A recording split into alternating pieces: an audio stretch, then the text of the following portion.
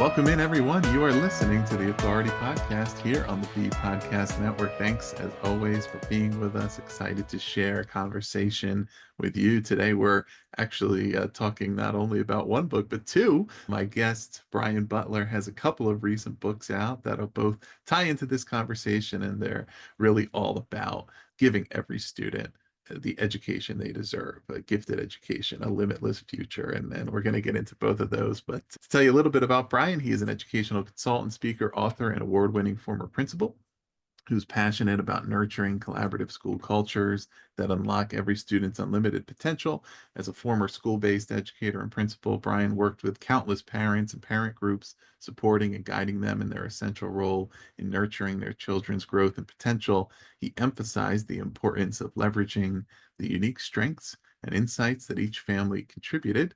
Brian is the co-author of What About Us, the PLC at Work process for grades pre-K to 2 teams. And he is the author of the two books we're talking about today. Every Student Deserves a Gifted Education, 5 Shifts to Nurture Each Student's Unique Strengths, Passions, and Talents, and Limitless Future, an action guide to nurturing your child's unique strengths, passions, and talents. Brian, welcome to the show. Thanks, Ross. I appreciate you having me on. Let's start with a little more about you. Can you share a bit more about your personal story, your professional journey, what journey you took to become an educator, right? What led you to that point, and then how that brought you to what you're doing today? Sure. It's interesting because my story, I was born in 1965. So I just told everybody my age. I just turned 60 a couple of weeks ago. But my story did not start in 1965. My story started in the 1940s.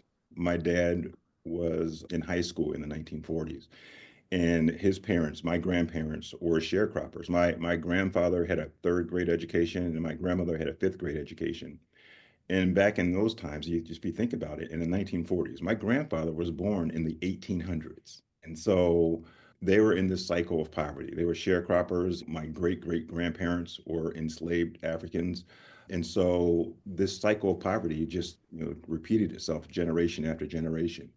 So in the 1940s, when my dad was in high school, he said to my grandparents, his parents, Mom and Dad, I want to go to college. He would have been the first person in his family to go to college. It wasn't even really thought of in general for African Americans back then to go to college. I mean, some people did, but not where they were from.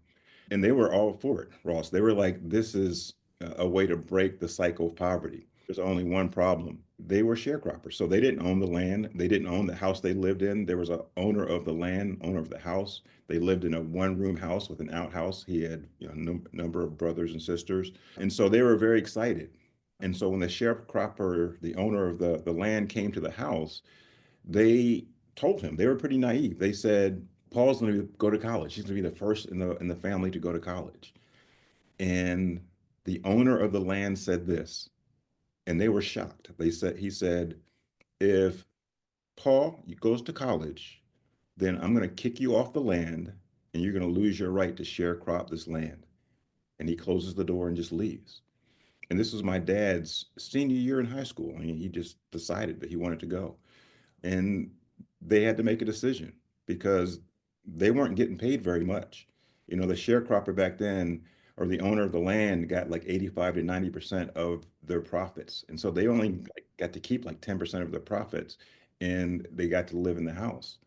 And so they turned to my father and said, you got to go.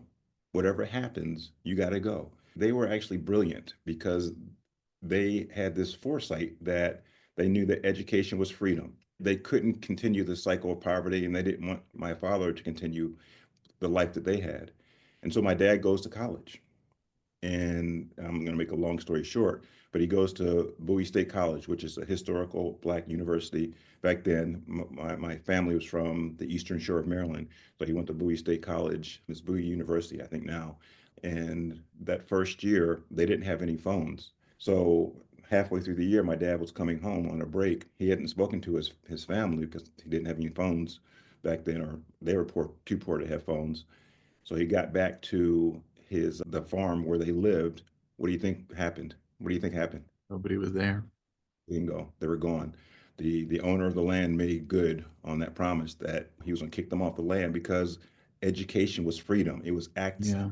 opportunity. So my dad actually goes on and finishes college. He becomes a reading teacher. He eventually becomes a principal, but he becomes a reading teacher, and he does well. He becomes a principal. Then he goes back into the classroom. But he has a family. He has my brother and my sister who are older, and then me. And my brother and sister and were outstanding students. My mom, I have to say, went to college. She went to Maryland State College, which is University of Maryland Eastern Shore now. And so my brother and sister, as I said, they were outstanding students. And then came me. I struggled literally mightily to learn how to read in kindergarten and in first grade.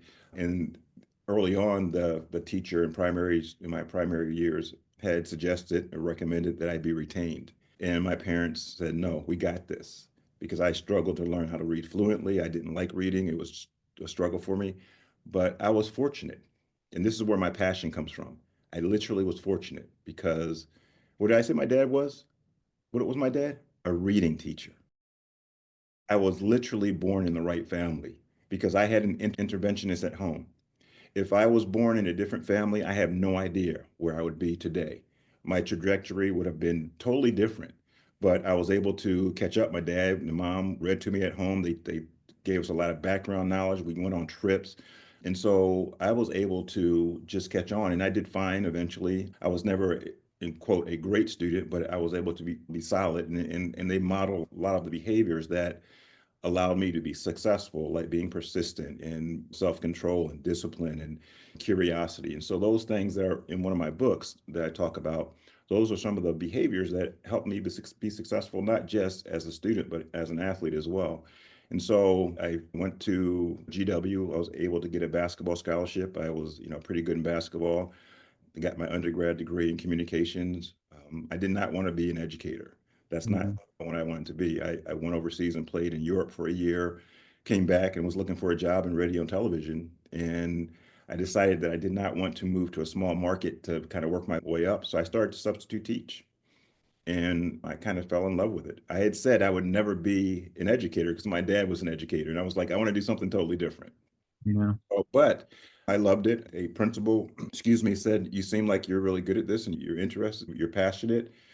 And she said, why don't you go back to school? And so I went back to school, got my degree in phys ed. Then I got another degree, a master's degree in counseling.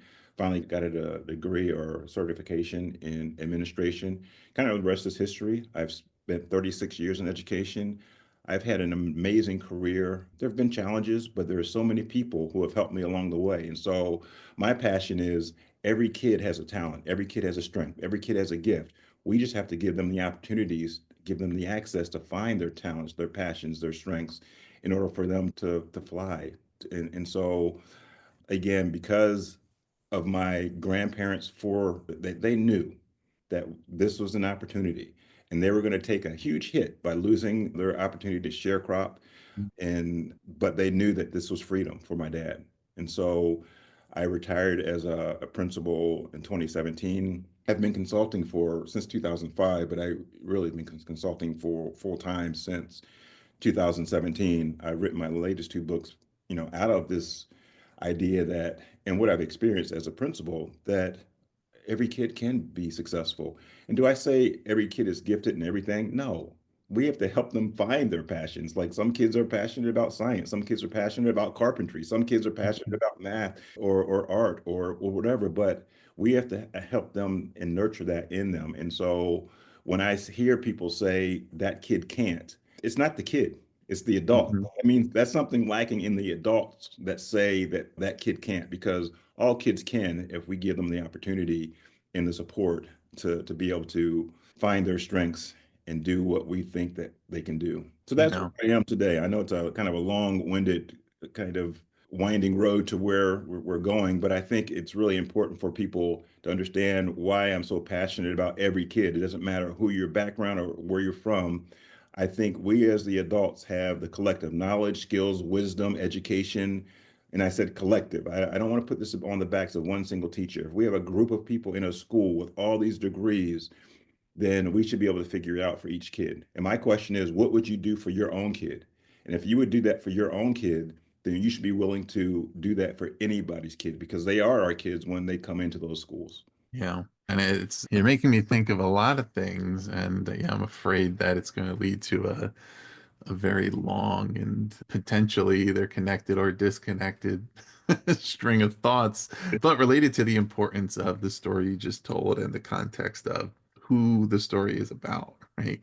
Yeah. You, your father, your grandparents, not hundreds of years ago. Like this was now, like the history, how close it is. And I think like a lot of times we have these conversations and we're going to talk about how to make education effective for every student, that we get to these points as history progresses where we just like kind of lose the appreciation for what it took to get to that point and start Sure. to maybe lose our perspective on it. I've seen it in some of the trends systemically in education in recent years, these kind of trends that I guess indicate like a lack of appreciation for the miracle that is universal public schooling Yeah. and the fact that it exists and that every kid can go, right? And whether that's related to, I mean, some of the more extreme views about we shouldn't have public schools to vouchers and all that kind of stuff. But I think they all, like, a lot of it just what it lacks is the how, like what that means and how that is the like the foundational public good that enables a society to become what it is. And it's not unique to that. I think it relates to a lot of other things that as we get a certain number of years beyond, say, World War II, right? And the people who were involved in it are no longer here. And it's like, yeah, but that was not that long ago, right? Like and it's like that was it's not something in the distant past. There's the very real things.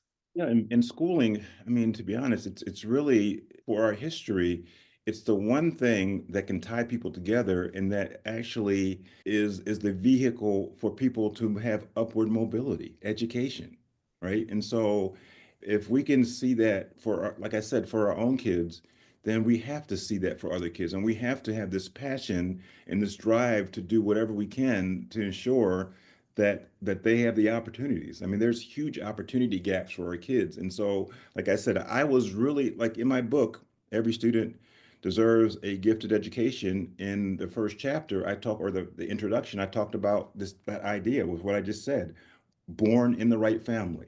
Because if I was born in a different family, I have no idea where my trajectory would have been.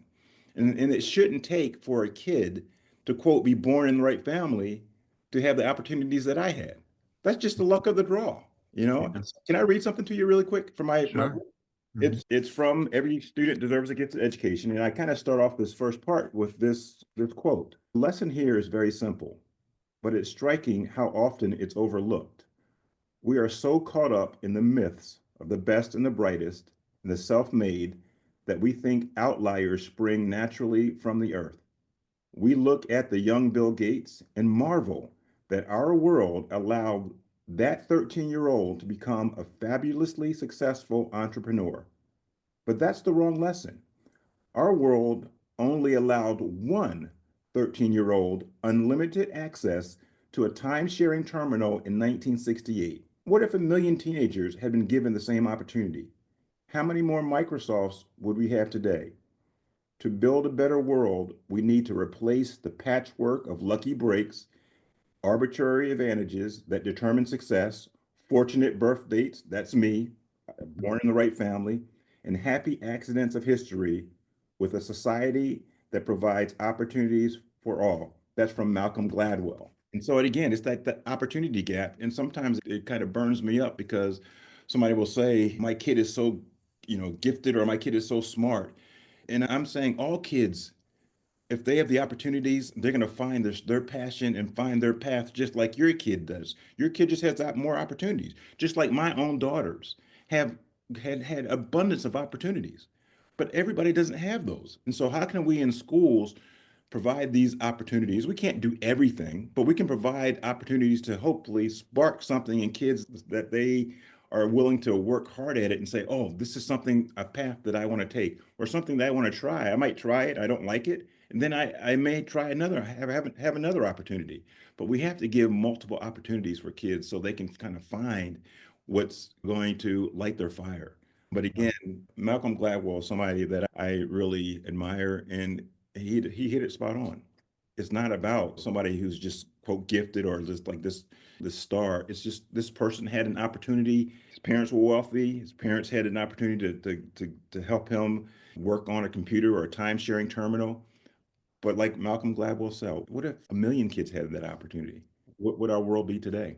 Yeah, no, it's very true, and it's important to dig into to that, right? And say what is what are those environmental factors that facilitate that success, and how do we create them intentionally for more kids, for every kid, and not take the lesson that yes, everybody has different strengths, interests, right? Different things that they eventually might do, but that's different from saying that there's only some people who are capable, and usually, and especially in the realm of mega success, mega wealth, like you can usually draw a line to a lot of opportunities that led to that. It doesn't just happen.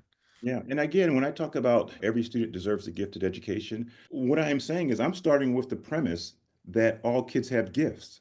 And so Mhm. I'm not saying I'm doing away with, and again, we're not going to be able to do away with it, but our current system has kids being tested or creating a portfolio in elementary school at first grade and second grade. And then that portfolio or that test is evaluated to see if you're put in the gifted program. I'm saying I'm not worrying about that. I'm starting with the premise that every kid has a gift because I found as an educator over these years that one, when we test kids in first grade and second grade, many of the kids have no idea what test they're taking. They don't care. Yeah. And some of the kids whose parents want them to get into the gifted program, they've already been prepping them. So that we're not even comparing apples to apples. We have kids who one of the processes is to create a portfolio at home, bring it in, and have the committee assess it. So what we're doing, Ross, is we're grading the parents Yeah. because a kid brings a portfolio in from home in first grade or second grade and third grade, and they have this immaculate portfolio. I'm like, so you could have done some of that, but some of the stuff, parents are buying equipment for them, parents are able to support them. The kid who doesn't have that support at home, the portfolios aren't going to be equal. So we're not grading the Right. kids, we're grading the parents, right? And so I'm saying, and in my experience, every kid that I've ever worked with has a strength, a passion, if we can give them those opportunities to find it. And so in my book, at the end of the book, I talk about or I highlight 5 people who have shown strengths in different areas. And one of the people I highlight, his name is Andrew Mallon. Andrew was a student who struggled to read early on. He didn't like school, but he was great with art. He is great with his hands. And his parents realized that early on. So his parents had resources. And so they were able to create a wood shop in their garage. And he loved carpentry. When Andrew got to high school, he was ready to drop out because he just didn't like high school. I mean, he didn't like school, but he did like carpentry. And his parents went to the high school and said, Andrew is really passionate about carpentry. He's worked hard. He's good at it. Can he take the upper level carpentry class because the first level carpentry class he's kind of mastered. And the school said no. The parents came back and said, if he doesn't take this class, that's the only thing that's keeping him in school. And so because his parents were able to advocate for him, and the school finally relented and allowed him to take that upper level carpentry class when he was in ninth grade, or I think ninth or 10th grade. So he stayed in school. He finished school. He connected with the carpentry teacher. The carpentry teacher eventually helped him get a job as a carpenter. Andrew is now a world-class tree sculptor. He Mm. goes around the world. He's one of the top 10 in the world of as being a tree sculptor. Like he takes trees and he creates tons of different things out of those trees. But think about if Andrew's parents weren't there to advocate for him to stay in school, to be able to take that upper level course. We should be in as educators, we are in loco parentis. Every kid doesn't have the Mr. and Mrs. Mallon to advocate for their Andrew, right? And so every kid doesn't have those parents. So we as educators should be helping our kids find their strengths and pushing the envelope and challenging the status quo. Like if somebody is really good at something, like Andrew was, and we know that's keeping him in school, then why would we not allow him to take that class? So somebody in that school should be able to say, this kid is strong at this or is passionate at this. We need to make sure that we're allowing him to take this class or her to take this class. That's what I'm talking about. We as educators have to start looking ourselves in the mirror and saying, every kid has a gift. Let's find it. Now, if they don't have somebody who advocates for them, we have to be the advocates for them within this system, because if not, then many might drop out or even drop out psychologically in school. They'll just be just going through the motions. So I Yeah. think that's what I'm talking about. Every kid has something that they can offer. Yeah. And I mean, in some ways, that's even more important now almost than ever, given particularly the past few years post pandemic. The chronic absenteeism challenge has gotten even worse. And that's a big thing. Like, there is evidence that schooling coursework that kids really want to be taking, that they feel like is relevant to them, is effective at keeping them in school, keeping them in present and engaged. Like, the absolute necessities, one, to graduate, is one, them being there, right? But then they're actually engaged and learning because they're taking courses they care about, they see the point of it, versus, as you said, either being disengaged or truant and on the path to not graduating, when it's very evident to them, well, what I'm learning here is not really of use to me. Exactly. And one of the things that I think we are realizing slowly, but through their passions, through what they're interested in, we can teach them literacy. We can teach them numeracy through, but sometimes we're like so stuck on they have to be in this math class, they have to be in this literacy class, which is fine. But sometimes kids will learn it through hands-on, project-based learning, all the things that we can do to help kids. We want them to be able to read. We want them to be able to balance their checkbooks and do things in their lives after school.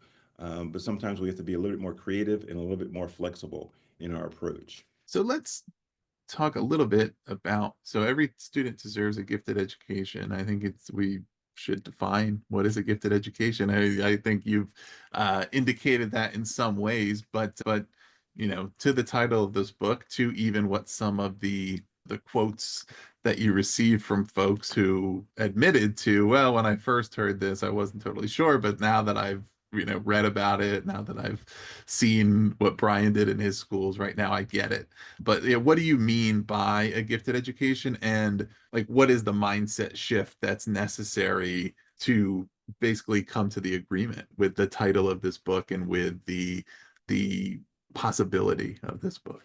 Yeah. So as I said before, my definition of gifted is really looking at every kid and starting with the premise that every kid has a strength. And so I'm really kind of saying that the old model of gifted education, where we're going to test kids and sort and select and rank, that's not what I'm talking about.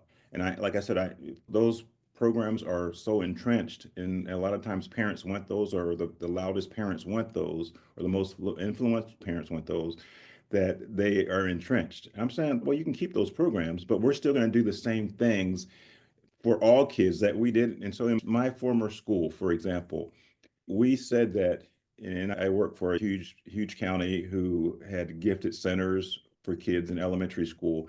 And what I had said is, it doesn't matter who the kid is in my school, in our school, we're going to do the same things and give them the same opportunities as those kids who get the quote magic ticket or the lucky star. And so, if we're going to do, for example, Socratic seminar, which is a traditionally gifted kind of a practice, every kid is going to be able to participate in Socratic seminar. And so, but we as the adults have to put more tools in our toolkits to be able to support all kids. to be able to access Socratic seminar. Some kids may not have the language. Some kids may not have the behavior. So we have to pre-teach some of these behaviors. We might have to pre-teach some of the academic vocabulary to students so they can access. We might have to pre-teach some of the academic discourse, how you communicate with each other during Socratic seminar, but we're going to give those opportunities to all kids.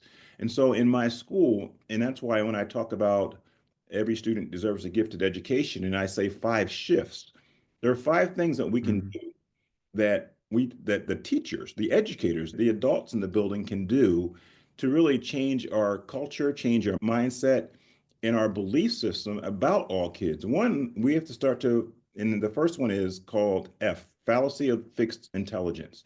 We have to start to learn about the science of learning and about the brain and about all the information we have about how all kids can learn at high levels.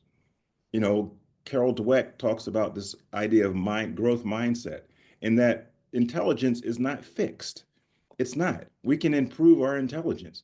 And many of us came up with, oh, he or she has this IQ, or he or she is smart, and this kid is kind of in the middle, and this kid is not.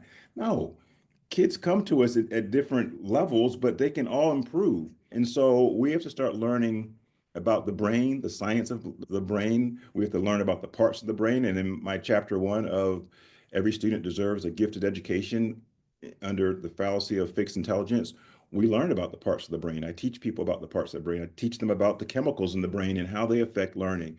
And we as educators have never had, courses on this. When we go through our programs, we don't have course, and it's especially now because it's been really updated and the research has been updated.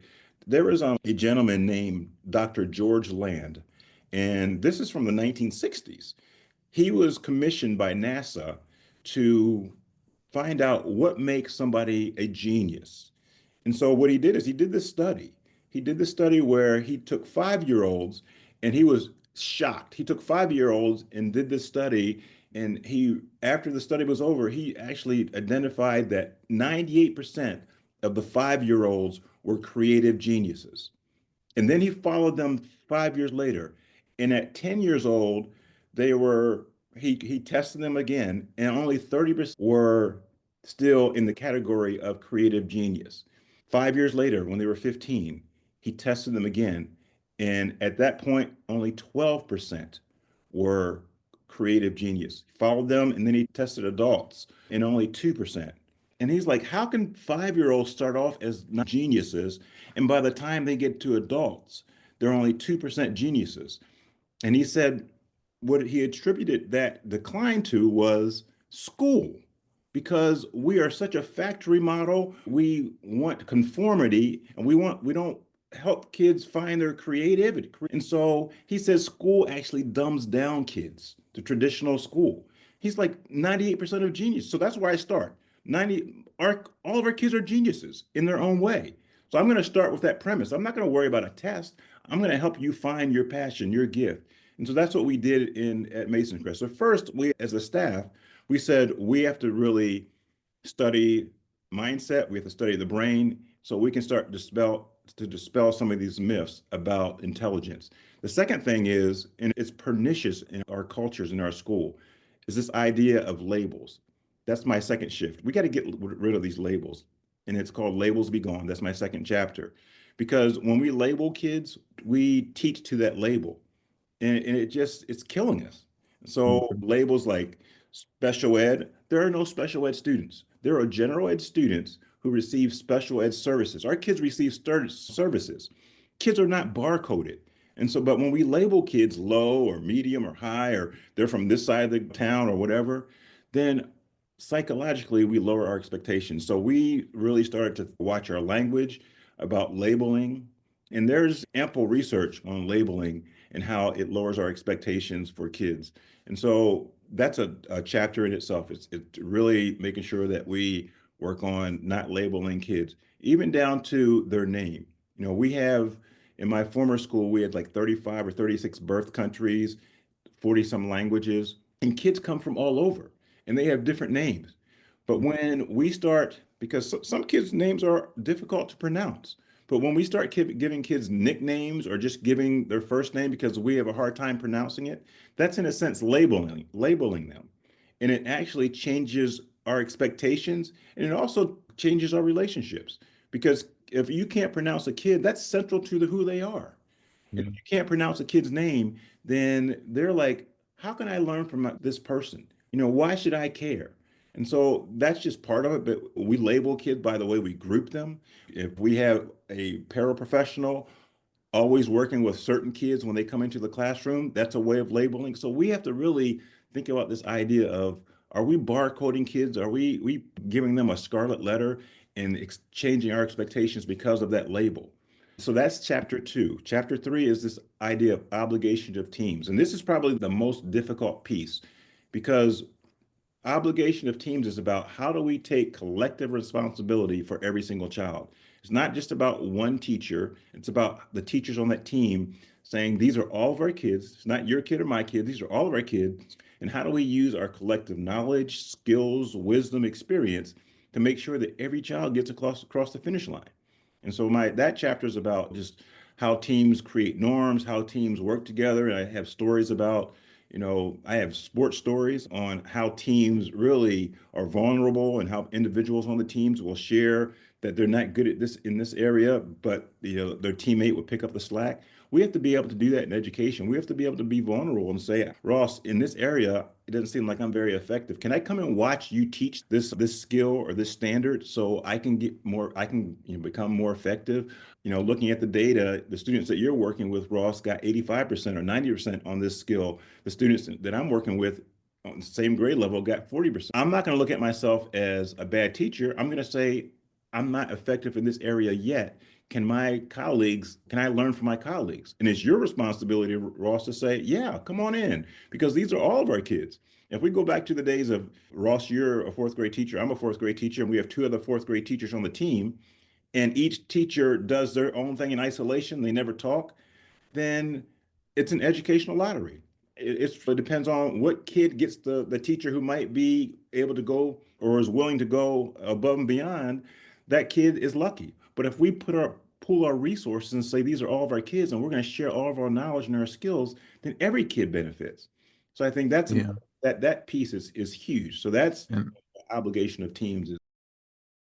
I want to stop on that, and we'll get to the last two, but I want to stop on those last couple to reinforce it for the listeners to make sure that they're really thinking about it. And one of the things that I like to do sometimes when having this conversation is I call it like introducing a little bit of that friction to say, okay, when we're talking about these, and they sound probably to most listeners like, okay, this sounds good. Like, but to stop on, okay, well, it sounds good, right? But it's not happening all the time. So there's something that is preventing it. There's something that's making it challenging. One thing also I do want to note that you helped me learn today is, actually this podcast recently, thanks to our listeners, we have attained or reached the top 3% of global podcasts. But you actually shared that you and I are in the top 2% because anybody listening knows that we are creative geniuses, right? If they're but more importantly, kind of I mean, these first three, like the fallacy of fixed intelligence, labels be gone, obligation of teams, they're interconnected in an important way. And especially it relates to the labels and it relates to the culture around how we name things, how we label, how we think about it, and doing that authentically, right? And it might feel hard at first. Sometimes it might just feel like semantics or, well, or euphemisms, right? Okay, we're instead of saying a kid is X, they're special education, we're going to say something else, or, but the reality is there's a culture around that, right? That once we start doing it, then it Yeah. changes the way we think about them. I'm not going to be able to cite The my way you source. think, the way you act, it changes the way you do business. Right. Well, I'm not going to be able to cite my source on this, whether it was a study, but there was a related thing that I had read, and I don't know, but it was around how your thoughts affect your actions, but also vice versa. And the, specific example was around spouses and the way they felt toward each other. And so spouses that went to marriage counseling and said, well, I just don't really feel like I love my spouse that much anymore, or whatever. And they were challenged to say, okay, here's what your task is every day. You need to tell your spouse you love them, right? And then over time, they report they started to feel that again. I mean, I feel like the same thing here. Like once you're in the habit and used to thinking about kids' strengths and their assets and talking about them in that way, it also changes the way you think about them. And eventually, it never occurs to you to use those types of negative labels Yeah. because your whole mindset has shifted. So while at first I think for some people it's just like fine, we'll do this or we won't use those labels, but we know what we really mean. When you have a culture around it and when you're in the practice of it, it really does make you focus more on the strengths. Yeah, and so and the other thing is, I just don't say this. I use research. I use evidence. So John Hattie talks about, and he has this huge database of research, and he calls it visible learning. And he has identified practices that work. And one of the things that John Hattie did is, he has maybe 230, maybe 240 practices that work for student achievement. Some work better than others. And what he has found that in his study is, and he uses effect sizes. And one of the things, I don't Mhm. want to get too technical, but one of the things he finds is that the average teacher for the average student improves a student's learning, or for any student, improves student learning 0.30. And he said just by being alive, a student learned something. So they improved 0.10. So together in a school year, a student, improves 0.40 in the average teacher's classroom. And this is Mhm. like a huge study. I mean, thousands of studies and millions of kids. And so when he looks at labeling, because labeling is one of the effect size, one of the practices, he says that not labeling kids is higher than the average teacher in the average year. So look, Mhm. the average teacher is 0.40. Not labeling kids gives you an effect size of 0.60. And so some of the research, and that's what we have to do is as educators, we have to look at some of the research and the evidence. And so it's not just saying we shouldn't label them. We know that we should not label kids.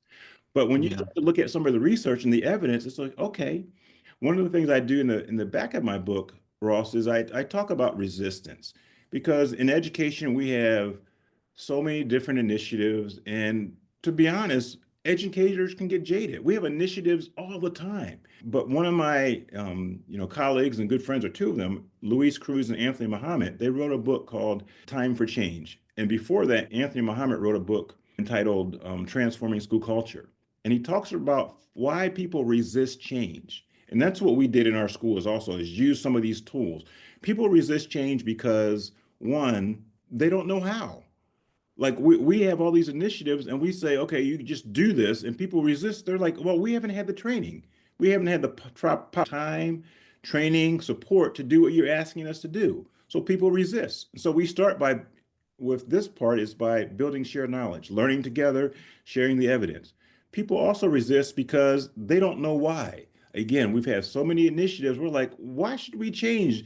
If we get a new principal, they might change the initiative or they might Mhm. change. Yep. So people have to really understand why. People also resist because they don't trust the leaders. And so in our building, in my building, as a administrator, we always said that the administrators were the lead mistake makers. We're going to make as many mistakes as you all. And so we want to model that it's okay for you all to be creative, for you all to make mistakes. As we're learning, we're going to make mistakes. That's part of the growth mindset. And so if we're helping people with the how, giving them the proper time, training, and support to do what we're asking them to do. We're helping them with the rationale, the why.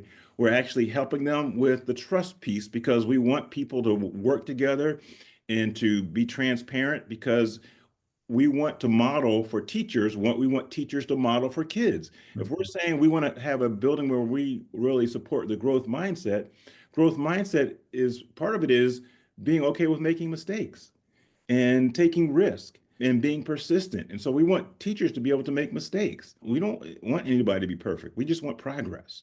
And so those three things, if we can do those three things, then we can help people move forward with learning about the brain and intelligence, learning about why it's important for us to get rid of these negative labels, why it's important for us to work as teams because we have together we're much stronger than individually. And so those three pieces actually set the soil or the soil, the fertile soil for Yeah. the next two parts.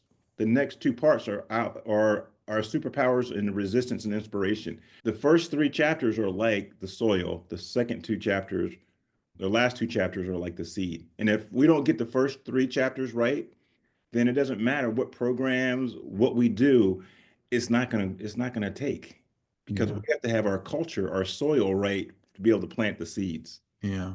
So tell us about those last two chapters, and then one of which also was the foundation of your second book. Yeah, so our superpowers, I have two different sections. The first section is a section of 7 superpowers that I talk about teachers really need to embrace. And I'm not going to go through all of them, but one of them is starting with strengths. And you had talked about this before. So if we start with strengths, we just start with the premise that kids have strengths and that we start to identify, cultivate, nurture their strengths, then a lot of things will take care of themselves. If a kid is always coming to remediation all the time and nobody ever tells him or her the kids that they have strengths, then all they're going to think is, I don't have any strengths. So one of them is start with strengths. The other one is there's another one about relationships. We have to make sure that we are truly building relationships and knowing kids kind of foundation, where they're coming from, their lived experiences. We have to truly know kids' lived experiences, not to lower expectations, but to have context. If I have a kid coming from a certain situation, then I can be able to plan accordingly. Again, it's not to lower expectations. I'm not, oh, woe is that kid. It's okay. My eye is on the kid and what they're bringing to the table.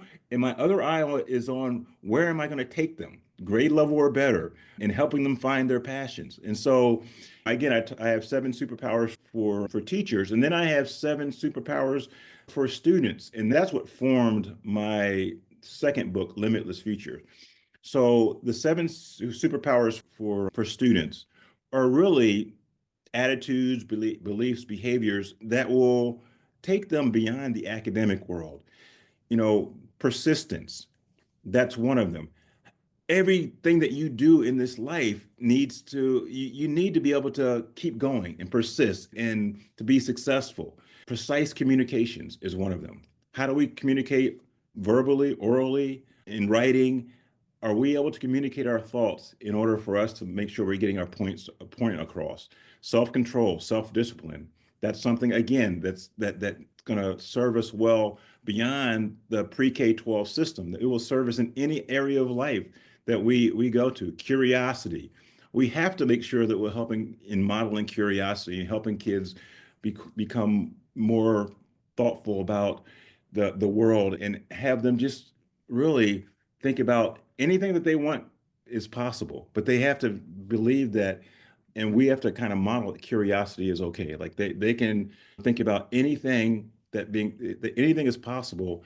And when we say be curious and ask questions and challenge, that's important. One of them is empathy. Empathy is a huge skill in building relationships and being able to understand others. The last two are flexible thinking and being able to change directions, and also critical thinking critically is looking at something and being able to sift through what's real and what's not real, but also being able to pivot when I get new information. If it challenges something that I thought was true but it's not true any longer or it's not relevant any longer, I should be able to pivot and say, okay, now this is something I believe in. And the last one is optimism. When things are tough and challenging in sports, in life, in school, in any area, as we go through this journey, then how do we keep an optimistic spirit? So those 7 superpowers for students, I have teachers teach, but I also had some questions as I wrote this book. on social media. I had parents say, Brian, we read this book and we love those superpowers for students. And I call them seven essential attributes. And so some parents said, well, why don't you write a book for parents? Because those attributes parents could be modeling, teaching, and reinforcing at home. And one of the things I kind of grappled with at first, I'm like, well, I can't, force parents to read this. I mean, all parents won't read this. But one of the things I really believe is I can't make parents do anything, but I can influence. And so this book is to help influence parents who get the book to teach, model, reinforce those seven essential attributes. And at the beginning of the book, I talk about how my own parents, Paul and Doris Butler, taught, modeled, and reinforced those very seven essential attributes, although they didn't really call them that at the time. I think back now, and that's what they did. And whenever I go in life, I pull on those skills, on those behaviors to move through and to be successful. And so that's what Limitless Future is about. But I really start off Limitless Future with that story of George Land, who I told you about earlier, the researcher who NASA hired to to do a study on what makes a genius, because I wanted parents to understand your child's a genius. We just have to figure out where the genius at.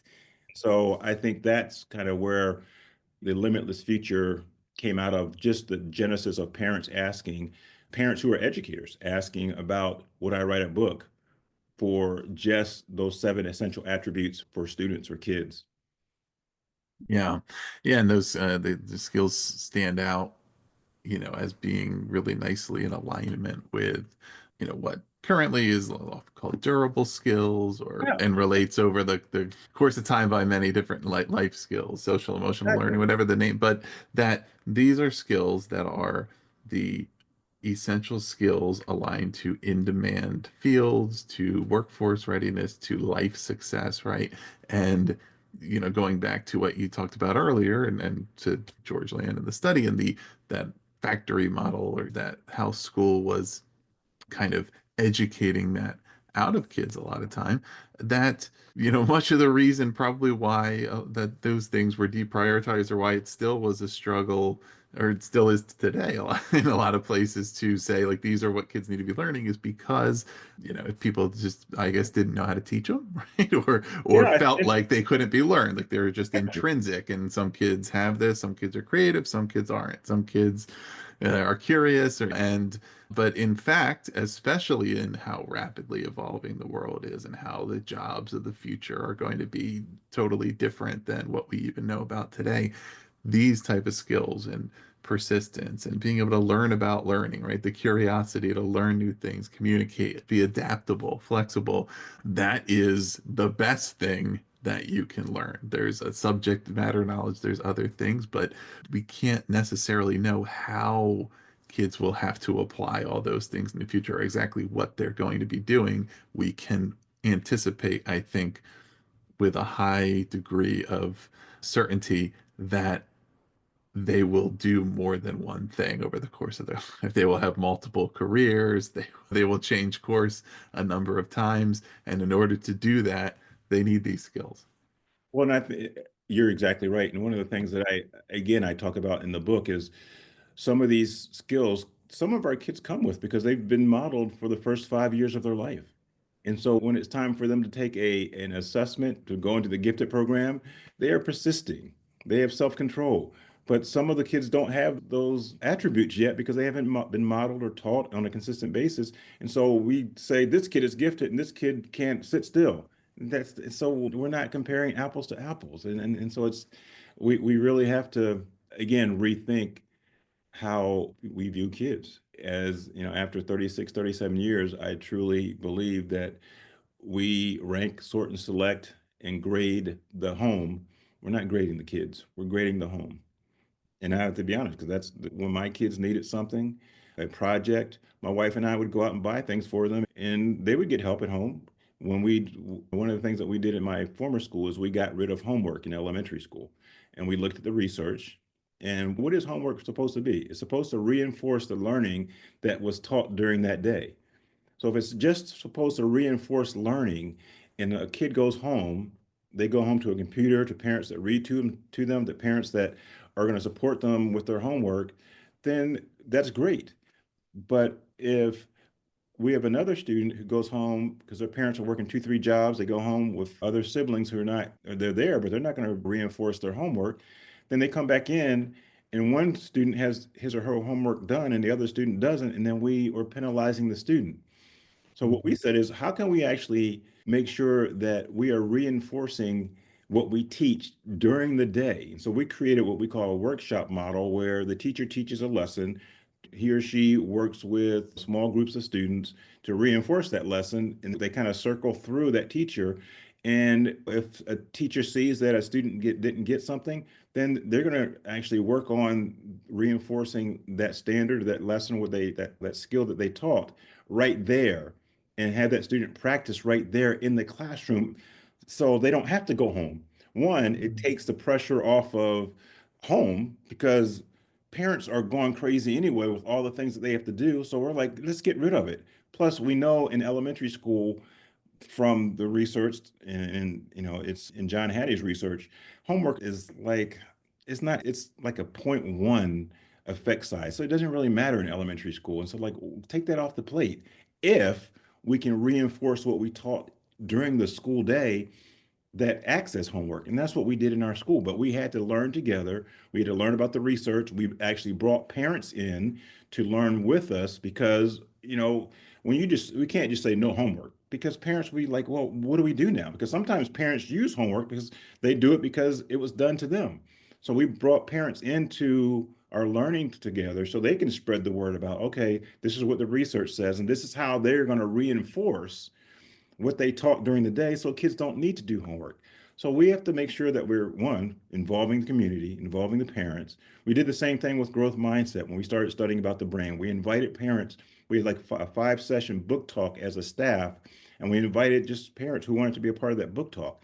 And some parents came, and I had parents write testimonials in Every Student Deserves a Gifted Education about how enlightening learning about growth mindset and fixed mindset from Carol Dweck's work. Because again, parents only know what they know and they only kind of respond to how they were taught and the schooling that they went through, right? Mhm. So we have to start to, one, as a school system or as a profession, open our and be a little bit vulnerable and open our trainings up to some of our parents. So parents are like, oh, this is what they mean. Sometimes we just do stuff and parents are like, either we'll follow what you did or they push back because they're like, this is not the way it was done for me. And we can't continue to do schooling the way that was done to us because we're not preparing kids for our past.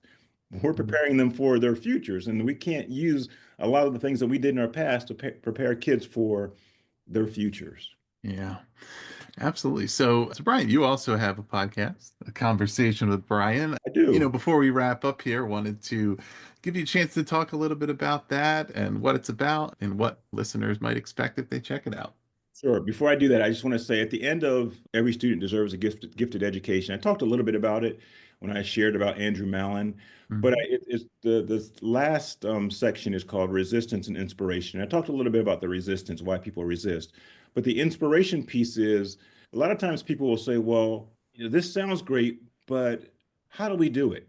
And so I highlight 5 school districts in chapter 5 that are doing great things on gifted education for all, on the growth mindset teachings, on just making sure that all kids have access to opportunities. And so I highlight 5 school districts from around the country. And also, I highlight 5 people who have really benefited from some of the essential attributes that I talk about for students. Again, one is Andrew Mallon. So, again, I wanted to make sure that people think Brian writes a book. Well, what does this look like? And where can I see it in action? So, those are 5 school districts from around the country, and then 5 people who I highlighted. My podcast is just a podcast, kind of like yours, Ross. It's really just to talk to educators. I talk to other people, but primarily educators, and because I want to highlight the great things that are happening. I think we talked about this early on, maybe before we came on, but we have to start shouting to the world what we do as educators.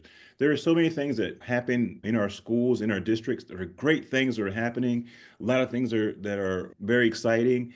and people need to know about it. Educators are kind of modest, and I want to just shine a light on a lot of the great things that are happening in our country. As I said before, you can have a school where the test scores don't look real great, but you have some kids who are coming in for whatever reason, two, three grade levels behind into the to that year, and they improved two grade levels with our internal data, but they didn't get to that. They didn't improve three grade levels to be able to pass the state tests.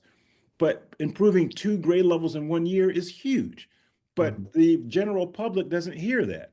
So we have to start shouting to the world all the stuff that we do that is great. Now, do we have some challenges and things that we need to look in the mirror and say we need to change some things and really start to ramp up some of our practices and some of our learning? Yeah.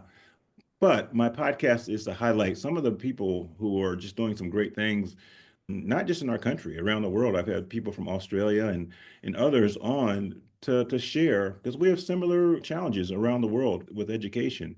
But I just want to highlight people who are doing some good things, and many of them written books, many of them written a number of articles, have been celebrated. Some of the same people who have you've had on, but I just want people to know that we're going to start shouting and becoming going on the offensive with some of the things that are happening in our profession because there are great people who are doing a lot of good things for students, and we just need to tell people what we're doing and be transparent about it. Yeah. And you end every podcast with, as I go, I am wearing you. But tell our listeners about that as well. I use that at my dad's funeral. One of the things that I say is there is no self-made person on this planet. I do not like that term because everybody has help.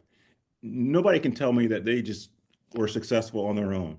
And so I use this old African proverb that my wife shared with me a long time ago, but I use it at my dad's funeral because it's a proverb that really, as I go, I am wearing you. It just talks about all the people who have helped me be successful. When you hear Brian Butler, or you see Brian Butler and all the books that I've written for books, contributed author, solo author, being in the profession for 36 years, it's not because of Brian Butler. There are hundreds of people who have poured into me. I wear my grandparents. Unfortunately, I never met my grandfather. He died before I was born. But I am wearing him. I'm wearing my grandmother, my grandparents on my mom's side, my parents, all the coaches and teachers and educators who poured into me, the people who, saw something in me to be an educator. Everybody who has helped me along the way, I am wearing. And so as you see me, you're seeing hundreds of people who I represent. And I think that's the case for many people who are wearing others who have supported them along the way. Me being successful, as I said, I was born in the right family, and then I had a lot of people help me. Now, I worked hard. I'm not going to say that. I've tried to treat people well. I've tried to cultivate relationships, but all those things were modeled for me as well. Right. And Mhm. so I'm not going to sit here and say I'm some superstar and it was all me, being successful. No, you're seeing a combination of so many people who have helped me along the way. And so as I go, I am wearing them, and that's kind of where I get it from. Yeah. Well, that really resonates, and even I think came up in ways both explicit and subtle in this very conversation. You're, I think, much better at citing your sources and remembering where you learn things. But as we have these conversations and do these episodes, right, and or listen to them, right, there's things that you pick up on and wisdom that's shared and ideas, and it all goes in there somewhere, right? And it benefits us. And yeah, as you go through our lives and our successes, our failures, and none of it is done alone. It's all shared. So I think it's a great way to tie this all together. And listeners will put the links below where you can learn more about Brian and his books. Anything else on your website besides the books, the podcast, anything else listeners should check out? No, I mean, if they check out my website, they'll find a lot of information, and I think that's about it. I think, the last thing I just like to say is, and this is tied into this idea that every kid has a gift. Oliver Wendell Holmes had this quote, many people die with their music still in them. We don't want people to die with their gifts still in them when they haven't shared them to the world. I say, what is a gift? A gift is something that we give to others, right? And it makes us feel good. Every kid should have something that they can give to the world that makes them feel good. I don't want kids to die with their music still in them, with their gifts still in them. Awesome. Well, thank you, Brian, for being here. Thanks to the listeners. Again, we'll put the link below to Brian's website where you can learn more about all of this. Please do also subscribe to The Authority if you're not already to hear more of our conversations upcoming, or go back and check out some of our older ones if you haven't heard them yet, or you just want to hear them again. But we will continue to bring you valuable conversations like this with great guests every week. Brian, thanks again for being here. Thanks, Ross. Appreciate it.